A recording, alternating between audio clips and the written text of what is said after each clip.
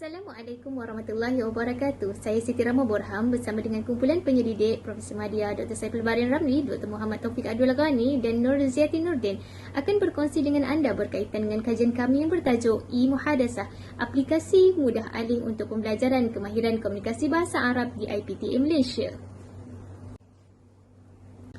Transformasi pendidikan menekankan pemanfaatan teknologi yang optimum dalam pengajaran dan pembelajaran PDP sejajar dengan revolusi industri 4.0. Oleh itu, Malaysia turut mengorak langkah dengan melancarkan inisiatif pembelajaran teknologi sebagaimana yang dinyatakan dalam Pelan Pembangunan Pendidikan Tinggi 2015 hingga 2025.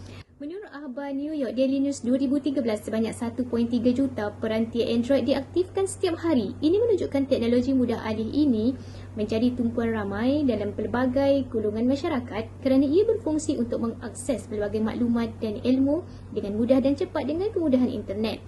Walau bagaimanapun, pemanfaatan aplikasi ini masih terhad dalam PDP Kemahiran Komunikasi Bahasa Arab menurut Ibrahim et al. 2018. Walhal, kemahiran bertutur atau komunikasi bahasa Arab ini amat penting kerana kemahiran ini adalah kemahiran yang paling tinggi dan ia menunjukkan seseorang itu menguasai bahasa kedua atau asing. Justru itu, terdapat keperluan pembangunan aplikasi mudah alih yang menepati kurikulum IPT dan juga mudah dicapai oleh pengguna. Terdapat beberapa isu dan permasalahan kajian ini, antaranya adalah kaedah tradisional PDP Bahasa Arab yang pasif dan kurang menarik sebagaimana kajian oleh Abdul Razif et al. 2017, keperluan pembangunan aplikasi berkonsep simulasi, dialog dan permainan agar kemahiran komunikasi bahasa Arab lebih interaktif dan menyeronokkan sebagaimana kajian oleh Nur Musliza et al. 2016, dan isu kelemahan dan kurang persediaan untuk berkomunikasi dalam bahasa Arab dalam kalangan pelajar IPTA di Malaysia, kajian oleh Ibrahim 2013 dan Asman dan Nursilah 2020.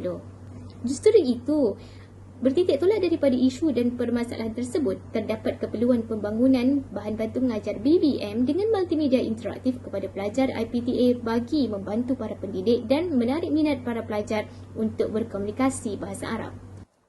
Kajian ini bertujuan untuk membangunkan prototipe kit E-Muhadasah versi Android untuk pembelajaran kemahiran komunikasi bahasa Arab di IPTA Malaysia dan mengenal pasti kesahan reka bentuk dan teknologi instruksi dalam aplikasi E-Muhadasah menurut pandangan pakar.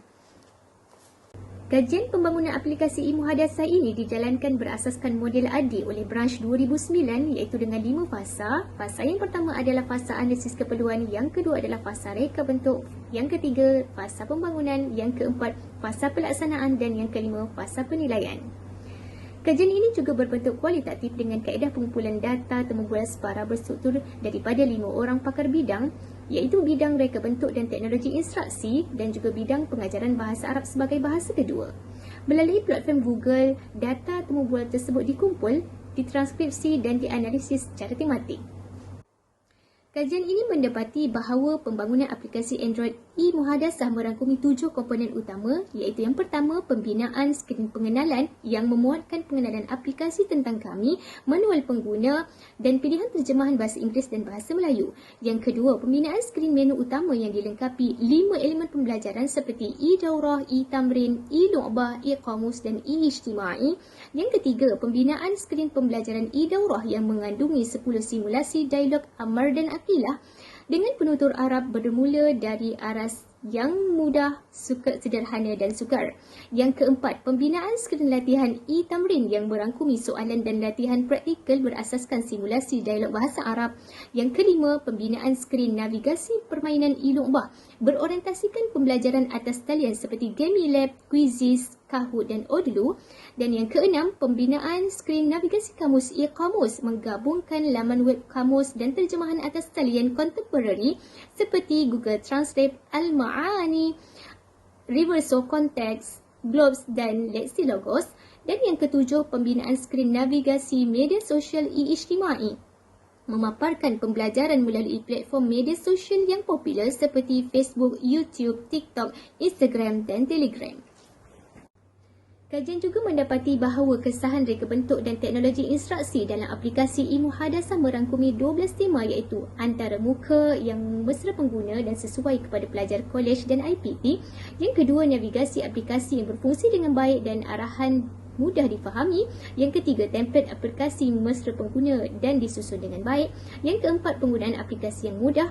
Yang kelima, kesukaran permainan mengikut tahap belajar IPT. Yang keenam, aplikasi dibina mengikut prinsip multimedia. Yang ketujuh, tahap responsif aplikasi yang baik. Yang ke-8, sistem audio dan kesan bunyi yang baik. Yang ke-9, grafik dan kualiti grafik yang sederhana. Yang ke-10, penggunaan teks yang baik dan mudah difahami. Yang ke-11, aplikasi dapat meningkatkan motivasi pembelajaran. Dan yang ke-12, keseluruhan aplikasi mudah digunakan dan dipraktikkan.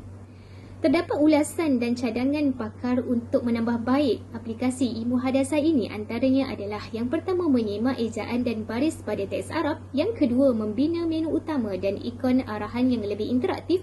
Yang ketiga, mengasingkan terjemahan bahasa Inggeris dan bahasa Melayu. Yang keempat, membina grafik yang lebih menarik dan berkualiti seperti animasi 3D atau AR, Augmented Reality. Yang kelima, menambah baik aplikasi mengikut tahap standard bahasa Arab Kementerian atau SIPR. Yang keenam, membina simulasi dialog yang dapat meningkatkan motivasi instruktif pelajar. Yang ketujuh, menyemak navigasi permainan dan jawapan soalan permainan e-Lu'bah. Dan yang ke-8, menambah baik latihan e-tamrin berbentuk respon bertutur bahasa Arab dengan pengguna.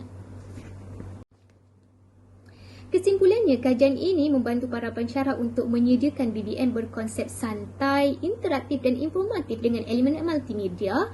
Dan ia juga dapat mengatasi isu kekurangan BBM yang berteraskan teknologi, menangani kelemahan berkomunikasi bahasa Arab dan menggalakkan pembelajaran kendiri dalam kalangan pelajar IPT.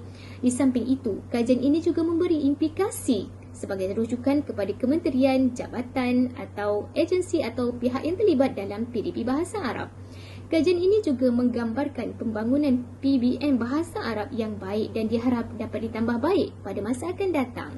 Sekian, jom belajar bahasa Arab dan bertutur dengan fasih. Sebagaimana kata pepatah, at-ta'khur khairun minat takhalluf.